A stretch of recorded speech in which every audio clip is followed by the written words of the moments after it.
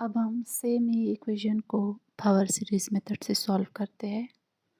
तो ये है x y prime is equal to y को इधर ले आएंगे, x y prime minus y equal to zero.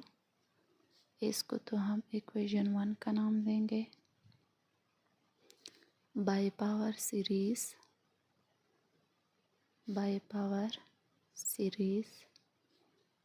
y equal to a not plus a1 x power 1 plus a2 x power 2 plus a3 x power 3 plus a4 x power 4 up to so on equal to summation of an x power n up to infinity when n equal to 0।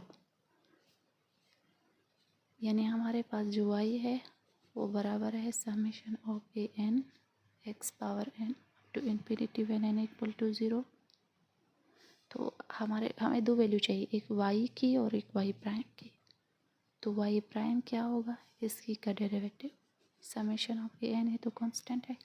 जब हम इस पे derivative लेते हैं तो ये n x power n minus 1 आता है, dx बाई dx वो तो वैसे भी 1 के बराबर है up to infinity when n equal to 0। ठीक है, इसको हम इक्वेशन 2 का और इसको हम इक्वेशन 3 का नाम देते हैं। हम कहते हैं put 2 and 3 in equation 1।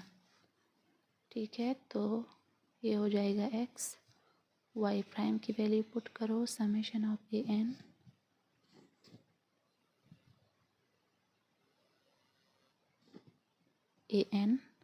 n x power n minus 1 up to infinity when n equal to 0 minus y की वैल्यू है summation of an x power n infinity when n equal to 0 equal to 0। ठीक है, देखो अब जब ये अंदर जाएगा ये x तो ये होगा summation of an n x power ये n माइनस 1 और ये प्लस 1 है, n minus 1 plus 1 up to infinity when n equal to 0 minus summation of an x power n infinity when n equal to 0। ये बराबर होगा n के summation of an x power n up to infinity when n equal to 0 minus summation of an x power n up to infinity when n equal to 0। ठीक है, अब देखो दोनों बराबर हो गई, x का पावर भी दोनों का सेम है और समेशन भी दोनों का सेम है, तो हम इससे कॉमन लेंगे। ये होगा an n minus an x power n up to infinity when n equal to 0।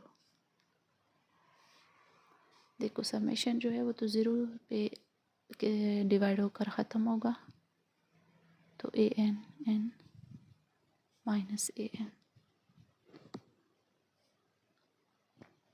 नहीं, पहले हम इसको नहीं ऐसे नहीं करेंगे, यहाँ पे कंपेयर करेंगे कोएफिशिएंट्स को, क्योंकि यहाँ पर जो है वो इस तरह होगा ना।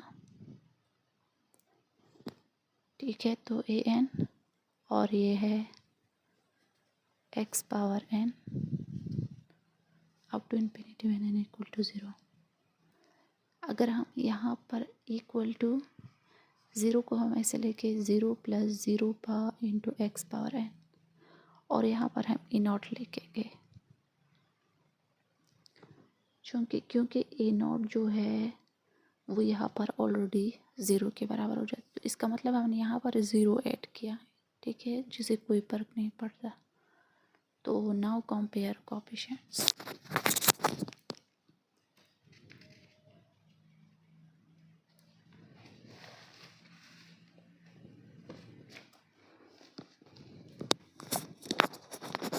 Now compare coefficients on both sides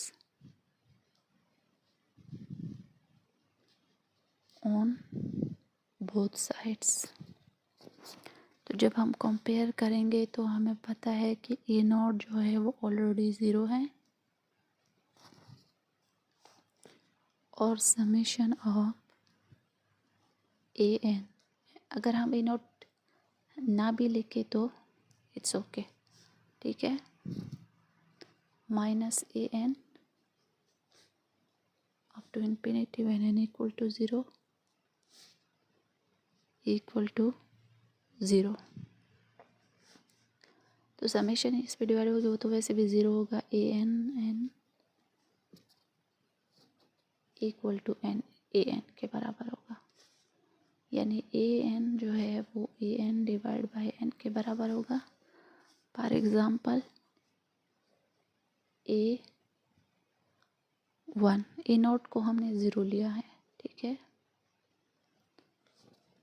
A nought को हमने 0 लिया और अब देखो ए वन बराबर होगा, जब हम एन को 1 पुट करेंगे तो ए वन जो है यहाँ से हमारे पास ए वन डिवाइड बाई 1 के बराबर होगा। अगर एन को हम 2 पुट कर ले तो A two equal to A two divide by 2 के बराबर होगा, यानी ए टू की जगह हम ए टू डिवाइड बाई 2 पुट कर लेंगे।